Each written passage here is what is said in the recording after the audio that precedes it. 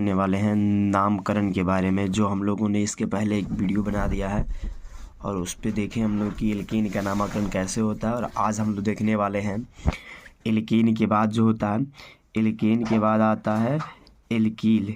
ठीक है, तो एल्कील का नामकरण देखने वाले हैं, एल्कील का नामकरण। ठीक है, तो जब हम एल्कील का नामकरण करते हैं ना, तो इसके अंत में आप देख रहे होंगे कि ई आला इल शब्द आ रहा है, वही शब्द हम लोग कार्बन के समूह में जोड़ेंगे। कार्बन के समूह यानी कहने का मतलब ये कार्बन के समूह है, इनके नाम में अगर हिंदी लिखेंगे तो इल शब्द जोड़ेंगे, अगर इंग्लिश लिखेंगे ना तो ई एल ई इल शब्द जोड़ेंगे।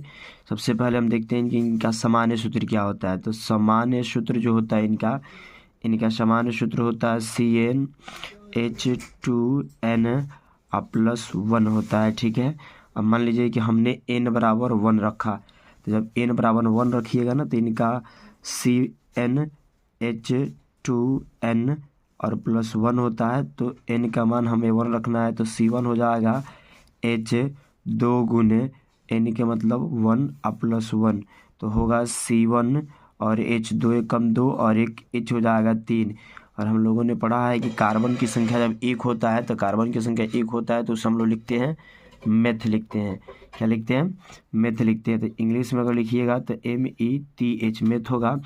और अभी बताए थे कि इंग्लिश नामकरण करने के लिए इस समूह में हम अंत में इल शब्द जोड़ते हैं, तो इसका नाम हो जाएगा मेथ इल। अगर हिंदी लिखना होगा तो इसका हिंदी होगा मेथ इल जोड़ना है तो हो जाएगा मेथ ई आला मेथिल। ठीक है, उसी तरीके से अगर n बराबर आप 2 रखते हैं, जब n बराबर 2 रखिएगा तो होगा CnH2n+1, तो इसका हो जाएगा C2 और H2 गुने 2 + 1 यानी होगा C2H5।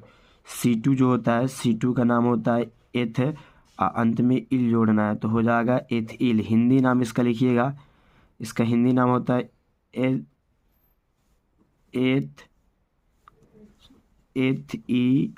एथिल। ठीक है, उसी तरीके से अगर आप मान लीजिए कि n बराबर अगर 3 रखते हैं तो C3 हो जाएगा और H 3 गुने 2 + 1 यानी C3 और H जो होगा वो हो जाएगा 7। C3 के लिए आप लिखते हैं प्रोप और लास्ट में इल जोड़ देना है तो हो जाएगा प्रोपील। अगर इसका हिंदी लिखिएगा तो होगा प्रोपील। ठीक है, इस तरह से आप C10 तक नामकरण कर सकते हैं एल्कील समूह में। अब एल्कील के बाद अगर देखा है तो एल्कील के बाद आता है, एल्कील के बाद अब हमें पढ़ना है, एल्कील के बाद एल्कीन पढ़ना है, एल्कीन ALKENE एल्कीन। और एल्कीन का सामान्य सूत्र जो होता है ना, सामान्य सूत्र, वो सूत्र जो होता है एल्कीन का सामान्य सूत्र होता है CnH2n। ठीक, देखिए इसमें जब नामकरण करेंगे ना तो अंत वाले से हम लोग ई आना इन समूह जोड़ेंगे, इंग्लिश से नामकरण करेंगे तो इन समूह जोड़ देंगे। ठीक है, अगर n बराबर हम 1 रखते हैं तो n बराबर 1 रखने के बाद हो जाएगा C1H2 गुने 1 बराबर होगा CH2। ठीक है, और एक कार्बन के लिए हम लोग लिखते हैं METH मेथ। और ये जो हमारा एल्कीन ग्रुप का है तो ENE इन शब्द हमको जोड़ना है तो हो जाएगा इसका नाम मेथिन। हिंदी में अगर लिखेंगे तो मेथिन। ठीक है, उसी तरीके से अगर n बराबर 2 रखा जाए तो होगा C2H2 गुने 2 बराबर हो जाएगा C2 और H जो होगा हो जाएगा 4।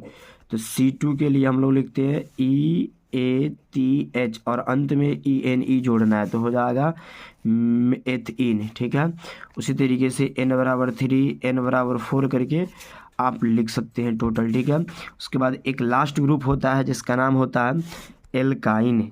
लास्ट ग्रुप जो होता है जिसका नाम होता है एल्काइन, और एल्काइन को हम लोग लिखते हैं ALKYNE यानी इनके अंत में आइन शब्द जोड़ा जाता है। जैसे इनका सामान्य सूत्र होता है CnH2n-1।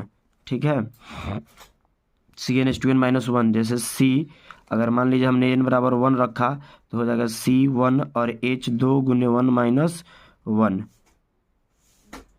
तो होगा C1 और H सॉरी दो, यहाँ होगा CN माइनस 2। तो जब हम लोग क्या करेंगे कि यहाँ से देखेंगे C1 हो जाएगा, H2 में से 2 जाएगा तो H0 हो जाएगा, ठीक है। यानी यहाँ H एक भी नहीं होगा तो केवल C हो जाएगा, ठीक है। उसी तरीके से अगर n बराबर हम लोग जब 2 रखेंगे तो होगा C2 और H 2 गुने 2 माइनस 2, तो हो जाएगा C2 और H2, ठीक है। अब C2 जो था, C2 के लिए हम लोग लिखते हैं एथ और अंत वाला समूह जोड़ना है इन, तो इसका नाम हो जाएगा एथाइन, जैसे एथाइन, ठीक है। उसी तरीके से C3 जब लिखेंगे तो C3 हो जाएगा, सॉरी n बराबर जब 3 रखेंगे तो C3 हो जाएगा और H3 गुने 2 माइनस 2 बराबर हो जाएगा C3 और H3 गुना 6 में से 2 जाएगा तो H हो जाएगा 4। अब इसका लिखिएगा 3 के लिए हम लोग का लिखते हैं, तो 3 के लिए हम लोग लिखते हैं प्रोपीन हो जाएगा, प्रोपाइन हो जाएगा इसका हिंदी इंग्लिश नेम, और हिंदी में लिखना होगा तो प्रोपाइन प्रोपाइन हो जाएगा, ठीक है। उसी तरीके से इसमें आप n बराबर 4 5 6 10 तक मानकर और बना सकते हैं, ठीक है।